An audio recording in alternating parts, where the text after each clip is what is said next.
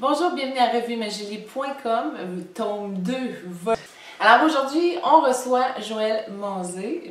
Il accomplit énormément beaucoup de choses. On commence à la base. Combien de temps d'école finalement? Combien de temps d'école? Oh, j'ai quitté techniquement l'école aux alentours de mes 35 ans. Okay. En fait, je suis spécialisé en neurosciences en lien avec la psychologie, d'accord? Et j'ai fait en fait un doctorat parce que c'était très clair pour moi quand je suis arrivé au Québec et j'ai commencé à vouloir aller beaucoup plus loin par rapport à la connaissance en neuropsycho. Il y avait deux choses qui m'interpellaient. La première, c'est que les neuropsychologues ici au Québec, ils font surtout de la psychométrie, donc pas nécessairement de la clinique, donc ils mesurent les déficits. Puis moi, ça ne m'intéressait pas de mesurer les déficits, parce que comme j'avais travaillé en Belgique avec des enfants et des adultes porteurs d'un handicap, ben oui, définir leurs déficits, j'étais capable de le faire, mais ça ne m'avançait pas plus dans mon travail, parce que ça ne me disait pas ce que je pouvais faire éventuellement avec eux, parce qu'on oublie trop souvent d'aller mesurer les forces des personnes. Donc moi, ce qui m'intéresse, c'est beaucoup plus les forces. Sur quoi est-ce que je peux m'appuyer pour pouvoir aider la personne à développer son potentiel, quel que soit son âge, quels que soient ses défis en tant que tel. Donc pour moi, la neuropsychologie n'était pas nécessairement quelque chose d'intéressant. Et la deuxième chose, c'est qu'au moment où j'ai voulu faire mon doctorat, l'imagerie cérébrale n'était pas encore suffisamment développée pour pouvoir arriver en fait à avoir une bonne compréhension du fonctionnement du cerveau. Même encore aujourd'hui, il y a des limites technologiques qui nous font faire parfois au niveau de nos modèles des erreurs de compréhension, entre autres auprès des enfants et des adolescents en situation difficile, parce qu'on se base beaucoup trop sur des cerveaux d'adultes et pas sur des cerveaux de la réalité biologique d'un jeune de 8 ans ou d'un jeune de 16 ans. Ok, qu'est-ce que la neuroscience? Ben, les neurosciences, en fait, c'est les sciences qui s'adressent au fonctionnement du cerveau. Donc, ça va correspondre à la manière dont les psychologues peuvent essayer de comprendre le comportement, dont les ergothérapeutes et physiothérapeutes vont faire de la réadaptation. Quand la personne a subi, par exemple, des dommages au niveau de la moelle épinière ou du cerveau, ça va être les neurologues, bien entendu. Vous allez avoir, en fait, toutes les entreprises pharmaceutiques qui vont essayer de développer des médicaments de plus en plus précis pour pouvoir essayer de normaliser le comportement d'une personne quand cette personne rencontre trop de défis.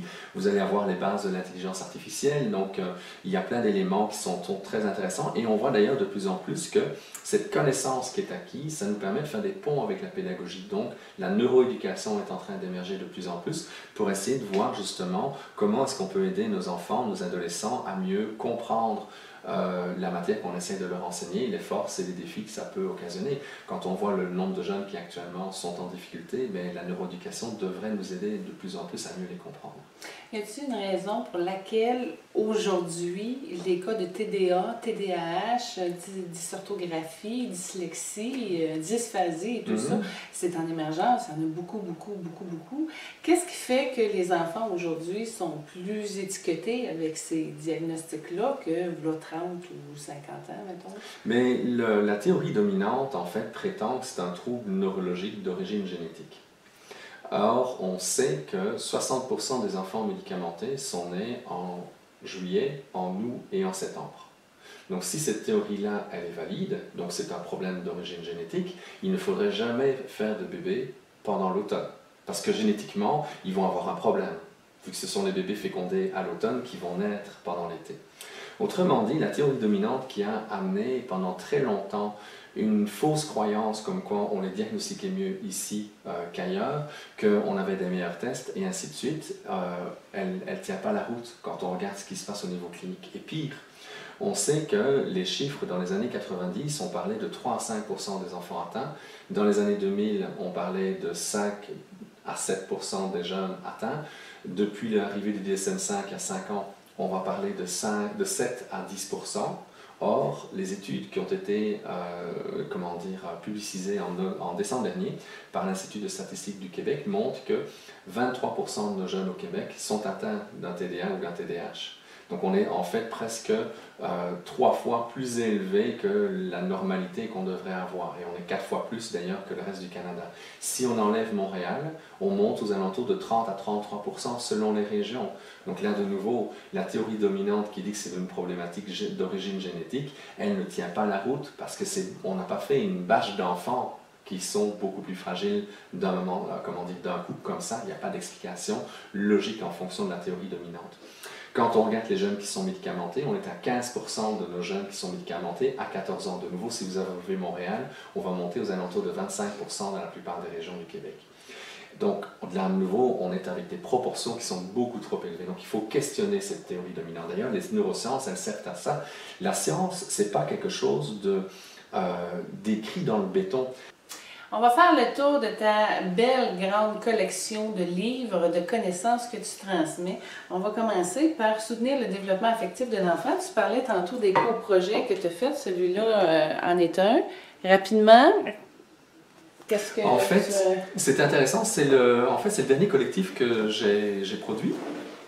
C'est que je suis dans les médias depuis 23 ans, mais depuis environ 18 ans pour toutes les problématiques qui touchent au développement des enfants et ainsi de suite. Et notamment la surutilisation de tous les psychostimulants comme le Ritalin, l'Adderall, le Concerta et autres. Okay? Et souvent, que ce soit des journalistes ou des collègues qui me disaient « Oui, mais on fait quoi à la place ?» Et je me rendais compte qu'une des raisons pour lesquelles on utilise des psychostimulants, c'est que les professionnels de la santé et les professionnels de l'éducation sont en fait devant tellement de points d'interrogation qu'ils ne savent pas quoi faire avec eux. Ça aussi, c'est un collectif que tu as fait. Oui. Puis en plus, tu as un beau cadeau ici. Ton amie Louise Deschâtelet a fait ta préface des Dauphins Blancs. Dire oui à la vie. En fait, c'est le deuxième d'une série avec le premier qu'on avait fait qui était Devenir soi, où là, j'avais proposé en fait à différents professionnels de la santé d'embarquer dans ce projet-là. Parce que ce que je constatais, en fait, c'est que souvent, les gens ont été formés à l'université dans une discipline. Et c'est ma discipline est meilleure que la tienne. Autrement dit, ça amène beaucoup de tensions entre les professionnels de la santé qui ne savent pas toujours travailler ensemble. Et un des problèmes qui fait en sorte qu'ils ont de la misère à travailler ensemble, c'est qu'ils ne savent pas quelle est la richesse des autres disciplines. D'accord? Par exemple, quand j'interviens en tant que psychothérapeute, je sais qu'il y a des choses que je peux faire, mais il y a des choses que je ne pourrais pas faire. Donc le travail éventuellement avec un médecin, si une médication était nécessaire, le travail qui peut se faire avec un acupuncteur, avec un ostéopathe, avec un chiropraticien, avec éventuellement un éducateur physique, parce que par exemple, on sait qu'une personne qui est dépressive, si elle se met en fait à marcher 20 à 30 minutes plusieurs fois par semaine, elle va avoir en fait une libération dans son cerveau de sérotonine qui est au moins aussi efficace que la psychothérapie et que l'antidépresseur. Donc le travail éventuellement avec un éducateur physique fait partie de la solution. Mais si je ne le sais pas et que j'ai personne dans mon environnement parce que j'ai pas de réseau, je risque peut-être pas nécessairement d'outiller la personne de manière adéquate. Et il y a des gens qui vont très bien répondre à une psychothérapie, il y a des gens avec lesquels ils ne seront pas réceptifs à la psychothérapie. Donc l'activité rythmique cyclique devient un outil. Donc c'est d'arriver à comprendre comment on peut travailler ensemble plutôt que de s'opposer. J'aime bien ça. J'ai juste besoin de votre attention, ça que tu as écrit seul. Oui. Et l'autre, j'ai juste besoin d'être compris. Ça s'applique, hein? C'est des petits-enfants, mais ça s'applique à tous les âges. Hein? Si vous saviez le nombre de fois, quand je donne une formation, quand je donne une conférence sur les enjeux affectifs des enfants, vous avez les adultes qui viennent me voir, parce que tu sais, tu as parlé de mon enfant, mais tu as parlé de moi surtout. D'accord? Oui, parce qu'il y a des phénomènes qui sont généralisés. À la base, c'est que ce que je remarque, c'est que comme il y a une non-compréhension du comportement des enfants, c'est pas nouveau. Tu sais, quand moi j'avais 4, 5, 6 ans, je regardais les adultes, tu sais, dans l'univers dans lequel j'étais, tant à l'école qu'à la maison, je dis ok, moi quand je serai grand, je vais expliquer aux adultes comment ça marche un enfant. Wow. Parce que c'est peut-être une des choses qui m'ont sauvé, parce que ça m'a permis de prendre un recul par rapport à la violence dans laquelle j'ai grandi. On poursuit avec celui-là. Et si on laissait vivre, on les laissait vivre, excuse-moi, oui.